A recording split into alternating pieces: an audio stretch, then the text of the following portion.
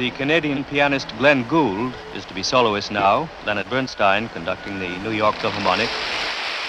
April 6th, 1962. Carnegie Hall. America's most famous conductor is joined by a 20-something sensation seated at the piano bench to perform one of the monuments of the symphonic repertoire. The Piano Concerto No. 1 in D minor by Brahms. What could go wrong? Only one of the most scandalous live performances of classical music since a Parisian audience started rioting at the premiere of Stravinsky's Rite of Spring a half-century earlier. In this video, we'll examine the act of musical violence Glenn Gould allegedly committed that evening, and uncover how it changed the course of his career, a career that scandalized the gatekeepers of good taste and continues to polarize the music world to this day.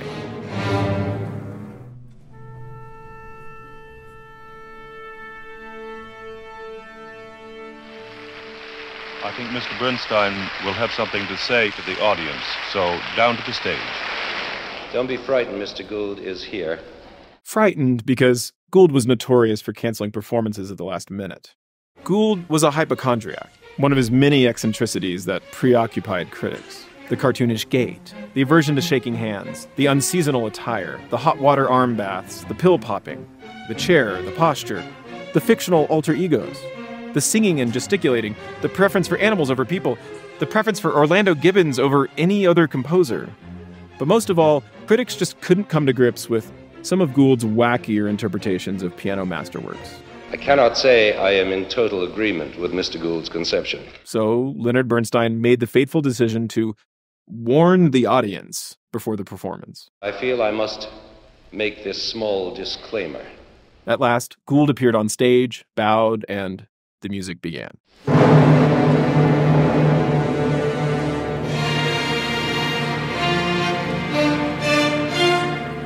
The late Seiji Ozawa, Bernstein's assistant at the time, was listening from backstage. Decades later, he would revisit the recording with author Haruki Murakami, pointing out that the opening is meant to be felt in a big two. You can see what Ozawa is talking about here in a more conventional performance that Bernstein gave with pianist Christian Zimmermann in the 1980s.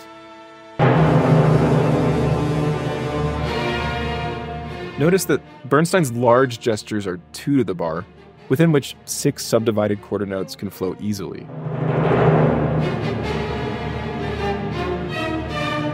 This tempo is fairly typical, the dotted half equaling roughly 50 BPM. Some recordings go faster than this, like Leon Fleischer's iconic performance with George Zell, clocking in at 58 BPM. That's Brahms's metronome marking, by the way. Meanwhile, Gould and Bernstein are moving more than 20% slower than what Brahms had indicated, hovering around 44 beats per minute. As Ozawa remembers, Lenny is conducting this as 6 beats because duple would be too slow to maintain a consistent interval between beats. Things calm down when we near Gould's entrance, which, if you've never heard the piece before, sounds fine. Just a relaxed tune from the countryside, though it must have been flu season in the country.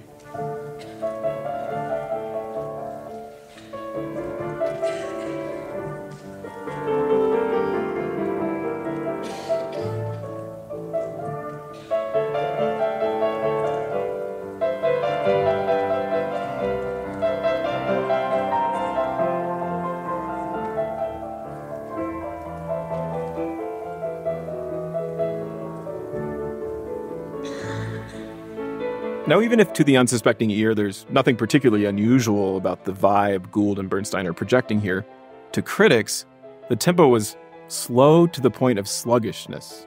This led one critic to conclude that Gould was, quote, suffering from musical hallucinations that made him unfit for public appearances.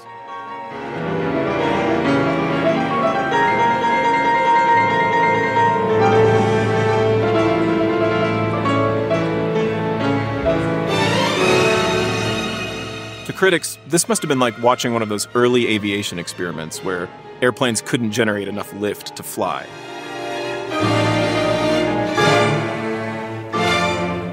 And yet, the truth is, Gould's tempo is not that radical. Compare it, for example, to Claudio Arrau's celebrated 1969 recording of the piece with Bernard Haitink.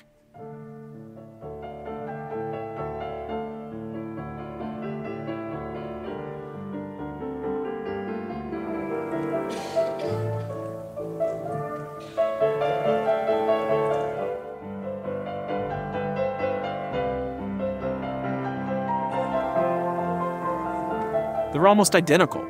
So why all the fuss about Gould? Well, to answer that, it helps to listen to a very different passage from later on in the movement.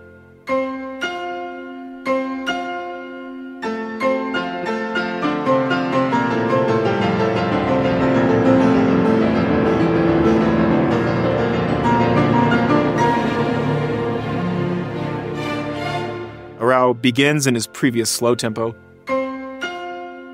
before accelerating down the double octave mountain and generating so much momentum, he's going almost 50% faster than when he started.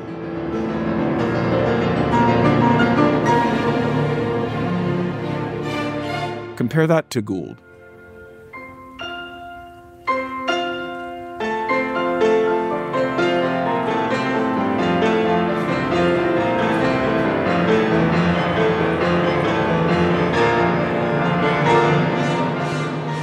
So it's not that Gould's tempo is so slow, it's that it never seems to change. And then there's the fact that he begins those fortissimo octaves pianissimo.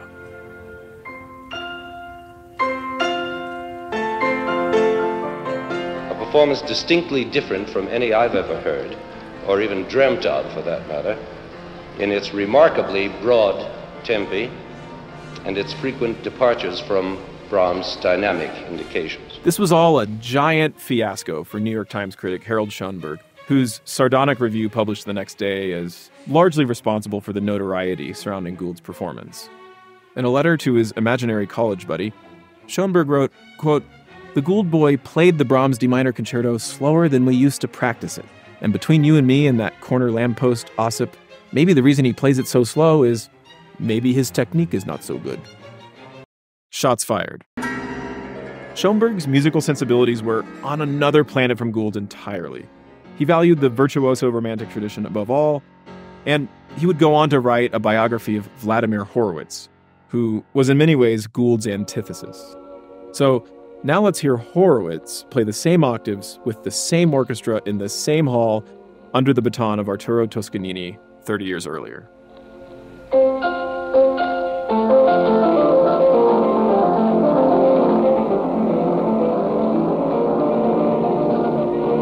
It's literally almost twice as fast as Gould's octaves.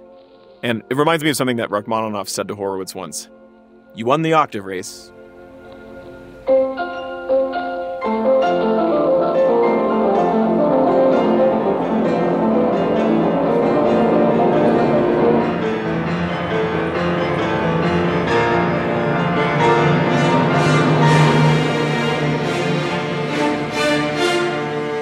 We're at opposite ends of the spectrum here.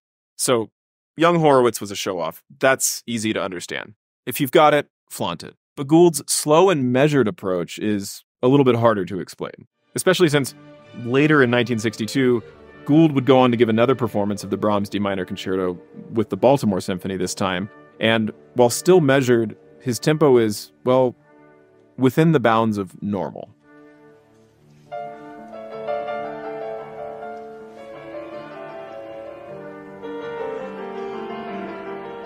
So, why did he play so slowly with Bernstein? Was he just trying to be different, trying to get a rise out of people? But then, why risk career suicide in front of the classical music intelligentsia in New York?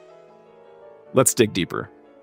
I'm a recovering Gouldaholic, and I have been for almost a quarter century, ever since I wrote a book report about this biography in the 9th grade. So I've been reading and thinking about the dude for most of my life. And if you want to dig really, really deep, consider subscribing to my Patreon, where I've compiled all the research that went into this video, as well as a really illuminating 40-minute interview all about Gould that I did with musicologist Arved Ashby, who you're going to meet later on in this video. In general, your support will just help me make more videos about all kinds of pianists and pieces, and you can even vote on topics. But there will definitely be more Gould. Don't forget to like and subscribe to this channel, and now, on with the show. You are about to hear a rather, shall we say, unorthodox performance of the Brahms D minor concerto. Let's rewind a few years. Gould's 1955 recording of Bach's Goldberg Variations made him an overnight sensation. It's a disc that's never gone out of print to this day and is hailed as one of the great recordings of the 20th century in any genre. But unlike the Brahms concerto in question, Gould's Goldberg variations were not slow. Very not slow. So yeah, Gould's technique was pretty good. And of course, Harold Schoenberg knew that all along.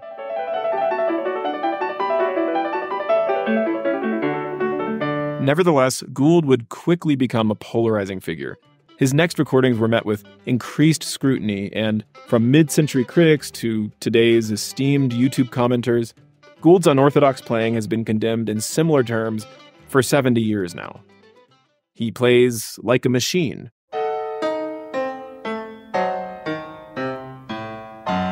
It's too fast. It's too slow.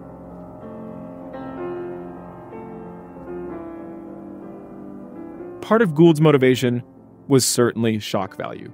He wanted to get people's attention, and he knew he would ruffle feathers. What you're aiming to do is to make people sit up on their seats from the first note and say, this is an event, this is a happening. Yes, almost, if you want it in one word, yes, indeed. Yes. Gould was an anti-pianist who actually identified more as a composer in his approach to interpreting canonic repertoire. There's nothing against doing something in a quite orthodox way, but I think it's important, especially in making recordings, that one actually contributes a totally new view. One, in fact, recreates the work. One turns performance into composition. I think this is the key to it. But in recomposing old music, there was always a method to Gould's madness. For example, Gould rejected the conventional practice of exaggerating the difference in character between first and second themes in classical sonata form. As such, the whole spine of the music is lost. One no longer can feel a sense of backbone. Bernstein's Brahms performance with Zimmermann exemplifies that convention. Here's Bernstein's opening theme once again. And now, here's Zimmermann's second theme.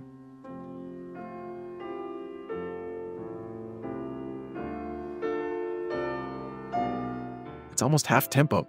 So in his performance with Bernstein, Gould set out to give the Brahms a backbone. I maintain to this day that what shocked everybody vis-a-vis the interpretation was not the basic tempo itself. Certainly, the basic tempo was very slow, sort of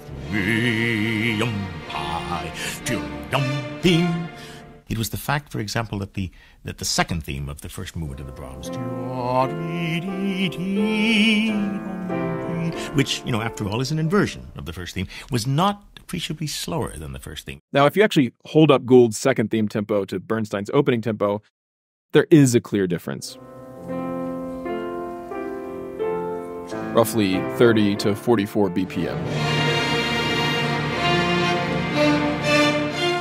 But that misses the point a little bit. I would never argue in favor of an inflexible musical pulse. That just destroys any music.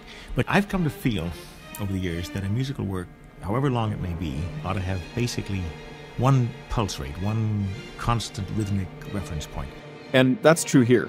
The evolution of the pulse is so subtle and gradual over the 8 minutes between the two themes, you do get the impression as a subjective listener that there's a single enduring heartbeat the whole time. It was played with something like Haydnesque continuity instead of what most people anticipate as Brahmsian contrast.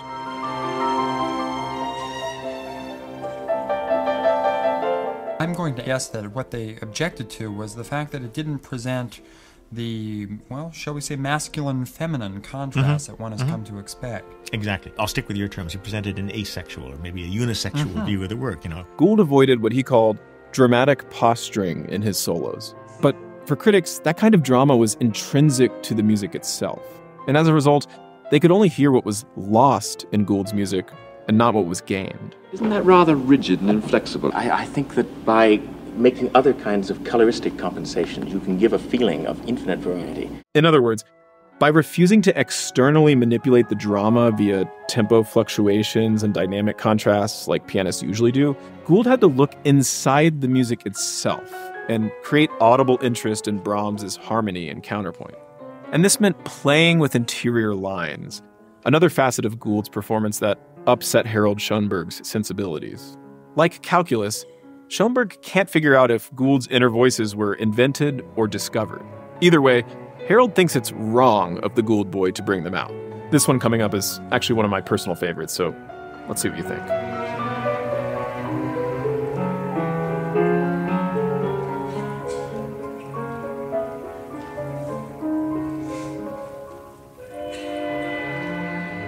try to invent happenings for inner voices, even if they don't really exist. And I shall get a lot of bad reviews from having admitted it probably, but who cares? Contra Schoenberg and his fellow critics, Otto Friedrich, in his biography of Gould, actually narrates the experience of listening to this performance on its own terms, leaving preconceived expectations at the door.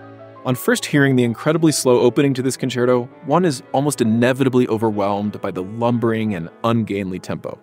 Yet, as the movement proceeds, one begins to appreciate other aspects of Gould's performance. A clarity that is rarely heard in more conventional versions, and he plays the lyrical passages with an unsentimental sweetness that is extremely beautiful.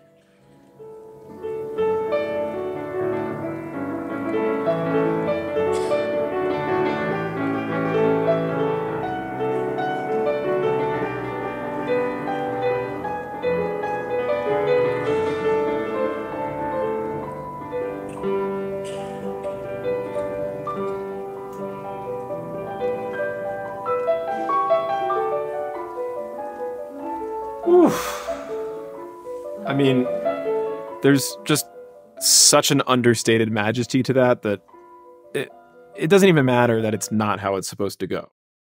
But for Schoenberg, there's absolutely nothing redeeming in Gould's playing, and so he even mocked Leonard Bernstein for thinking there might have been anything valid about it. He and other critics accused Bernstein of betrayal, of throwing Gould under the bus with his disclaimer, when in fact Gould had approved of Bernstein's speech, and the two remained friendly after the whole brouhaha. Mr. Bernstein's speech was full of the best of good spirits and great charm. In fact, I sat backstage giggling before playing the thing. I could hardly stop laughing when we started. I thought it was delightful. But the question does remain. If Bernstein disagreed so strongly with Gould's conception, then why am I conducting it? Because I am fascinated, glad to have the chance for a new look at this much-played work, because we can all learn something from this extraordinary artist who is a thinking performer. Lucky for us, Gould put his thinking into writing just a few months later, and there we find out that Gould's motivations were bigger than the Brahms D minor. He was taking aim at the whole concerto genre. Gould writes that the peculiarities of my interpretation largely concern themselves with an attempt to subordinate the soloist's role, not to aggrandize it, to integrate rather than to isolate. Remember those fortissimo octaves? Well, now we know why Gould tiptoed into them, to smooth over the jarring contrast between the orchestra's serene pianissimo and the piano's sudden outburst. Listen again.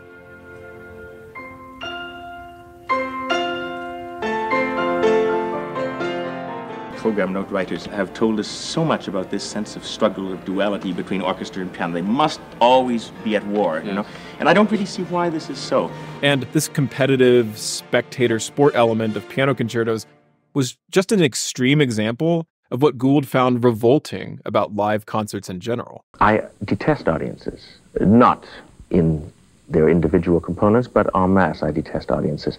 I think they're a force of evil. You have this lust for blood, Humphrey. I mean, you want to sit there in the arena and hope that Hamlet forgets his lines. And after many years of flirting with retirement, the fallout from the Brahms concerto performance would prove to be the tipping point that led Gould to leave the stage for good.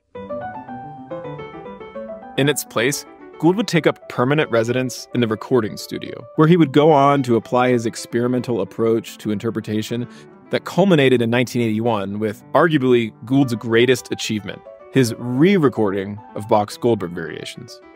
It occurred to me on one of my rare re-listenings to that early recording that it was perhaps a little bit like 30 very interesting but somewhat independent-minded pieces. And I suddenly felt if I looked at it again, I could find a way of making some sort of almost arithmetical correspondence between the theme and the subsequent variations. I think it's a technique, the idea of rhythmic continuity, that's really only useful if everybody does feel it in their bones. This was his most successful attempt to articulate compositional relationships across an expansive form using just a single pulse. Yeah, it's a totally different kind of... Yeah, it justifies doing the repeat. That's completely different. Yeah, Marty, thank you. That's the one. That's the keeper. An approach he first pioneered on stage at Carnegie Hall 20 years earlier. In a rather celebrated brouhaha and involved the Brahms D minor concerto, Leonard Bernstein and the New York Philharmonic. It certainly did. That was one of the first really clear, really thorough demonstrations of this system. A week before that infamous performance, Bernstein got a call from Gould, who was excited by the discoveries he had made in the Brahms D minor. This was Gould's own disclaimer to Bernstein about what to expect in rehearsal. In an article written just after Gould's death, Bernstein said that Gould wasn't trying to attract attention with his Brahms performance, but was looking for truth. I loved that in him, Bernstein wrote. But that's not quite right. Gould wasn't looking for truth in the score, any more than a car mechanic's looking for truth in an engine. Gould was looking to solve problems. This is an odd work, Gould wrote about the Brahms. It has always been something of a problem child. That sounds like something a critic would have written about him, but anyway, Gould found the concerto to be bursting with radical personality, but draped on a brittle academic skeleton. So he was excited to perform spinal surgery on the work in front of 3,000 people.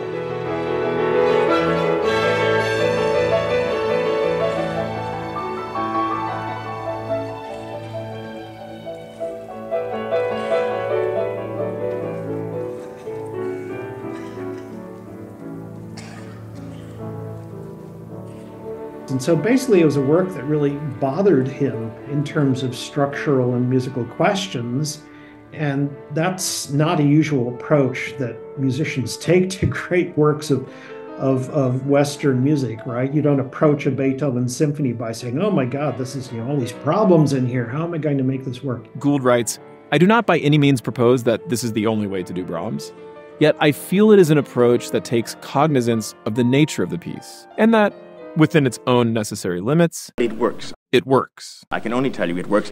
In his book, Absolute Music, Mechanical Reproduction, musicologist Arved Ashby identifies this attitude in Gould's approach to musical interpretation as belonging to a tradition of philosophical pragmatism. In this tradition, there's no real truth with a capital T that's out there and we just have to go try and find it. Rather, as William James wrote, when the pragmatists speak of truth, they mean exclusively something about the ideas, namely their workableness. It works. While in practice, interpretive musicians are often faced with making this or that phrase work, when pressed on the topic, 99% of them will invoke realizing the composer's intentions as the primary aim of their interpretation. The composers have already made the music work, this thinking goes, so performers just have to faithfully deliver the message.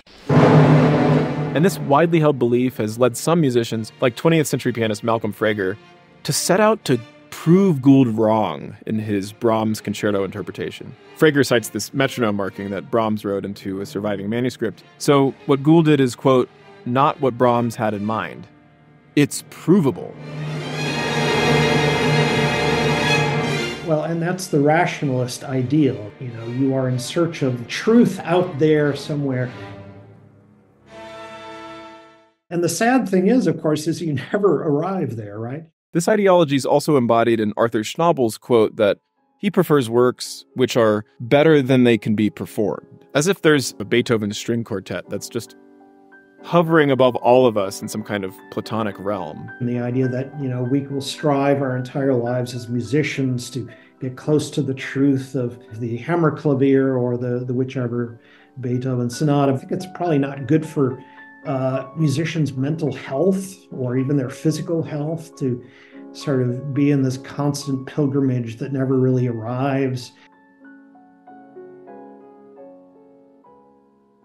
And this gets to the heart of what made Gould so radical. In the classical tradition, you're not supposed to question the existence of the higher truths about how music is supposed to sound. You're meant to humble yourself before the godly composers on an infinite quest to realize their mysterious intentions. It's entirely possible that you, as a performer, know more about the structure of that piece than the composer may have done. It sounds a terribly arrogant statement, I know, but it is possible. And this explains why Gould is often criticized for putting himself on the level of this pantheon of infallible composers with his recomposed versions of their pieces. But Gould was doing the exact opposite. He was bringing these composer deities back down to earth, rehumanizing them in an effort to communicate something about their music to listeners that is, sometimes surprising, but most importantly, intelligible and persuasive. I think if it does not really make sense, one must chuck it out. With few exceptions, most of us classical musicians are in fact children of Leonard Bernstein's attitude to musical interpretation. According to longtime record producer Paul Myers, who worked with both Gould and Bernstein, Gould was really quite modest. He regarded himself as eccentric in what he chose to play and hoped people would enjoy it. Bernstein was more inclined to say, I'm playing it because God told me this is how it should be. Why are we talking about truths and stuff that's way out there? Why don't we just try to make it work for us here now with the best things that we have at our disposal? I think that's pragmatism in a nutshell, and I think that's exactly where Gould was coming from. There's no truth out there about the Brahms D minor concerto, only a conversation we're having about it in musical acts and speech acts to grapple with this gigantic concerto score. Gould was just trying to find one solution to it.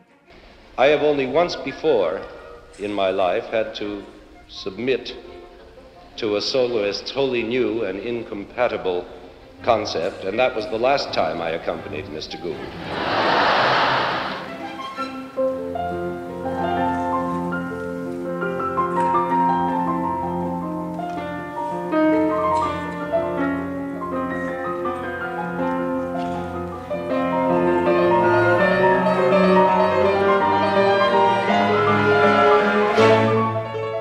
Gould's pragmatic approach, it actually proved to be more relatable to ordinary listeners outside the classical cult. A Glenn Gould recording of Bach or Mozart or Beethoven or Brahms, these are transhistorical jam sessions that grab you by the ears and say, listen to this.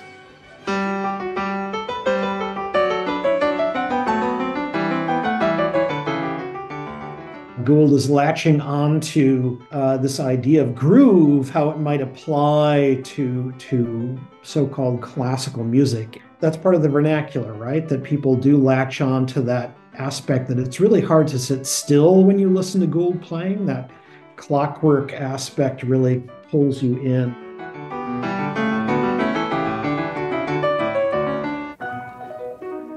The vibe I always got from talking with Glenn about any of the performances he did was a sportive sense. I think he wanted to try it. There is in music what Dimitri Mitropoulos used to call the sportive element, that factor of curiosity, adventure, experiment. I don't think statements were his thing. He might want to play it this way one day and play it that way the other. And in his Brahms concerto performance, Gould wasn't making a statement. He was making an argument for the validity of this piece as a coherent work of art.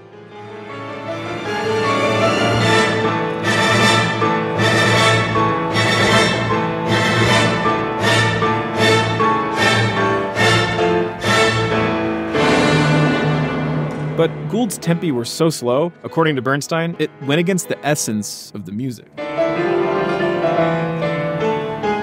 He felt it had no sense of that big, swinging two feel, which Bernstein claimed was the point of the movement.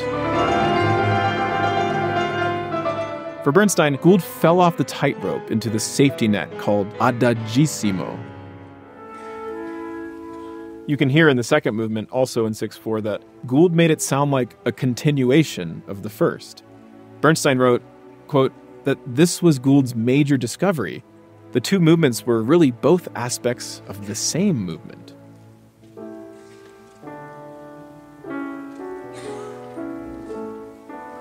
Lenny felt that in order to preserve the antagonism of orchestra for piano, there ought to be greater contrasts, there ought to be larger dynamic spans and greater changes of tempi.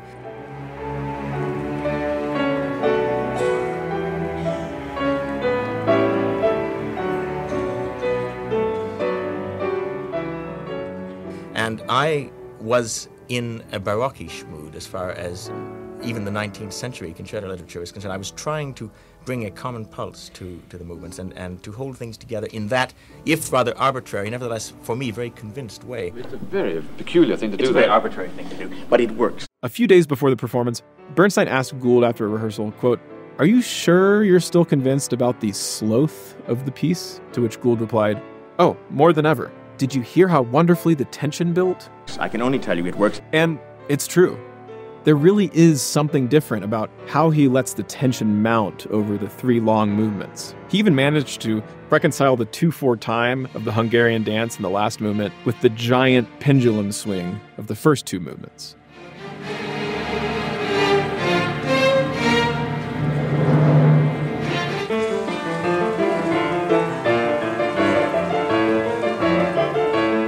And by the end, I think Gould had come as close to succeeding in his unifying mission as he could have hoped for, at least with an 80-piece orchestra playing with him.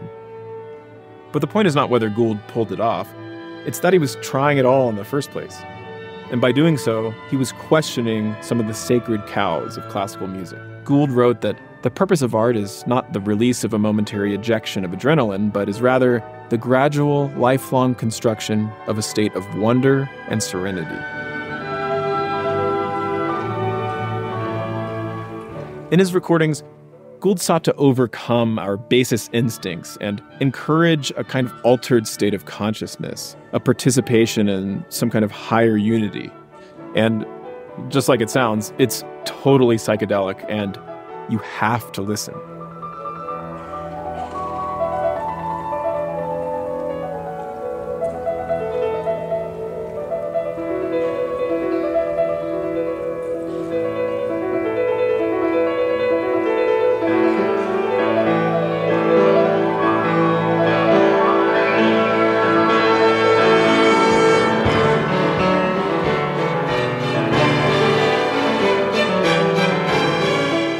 To this day, Gould is still too often dismissed within classical circles as the oddball who sang while he played and shat on a few Mozart sonatas. But too few have bothered to really try and understand where Gould was coming from and what he stood for. Because, in my opinion, it's just too threatening to a musical practice that has served a religious function in so many musicians' lives for so long.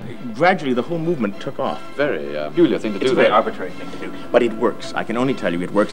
And that brings us back to Brahms. Gould and Bernstein have finally reached the 3rd movement coda.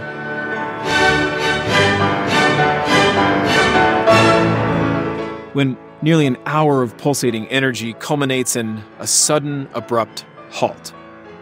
Listen to this.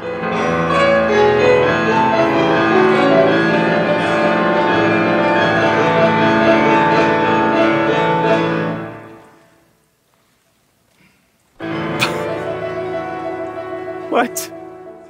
I mean, what happened? Nobody ever holds the fermata that long. The silence is just unbelievably suspenseful there. And it's like the music's collective heart has skipped like 8 beats. So let's listen again.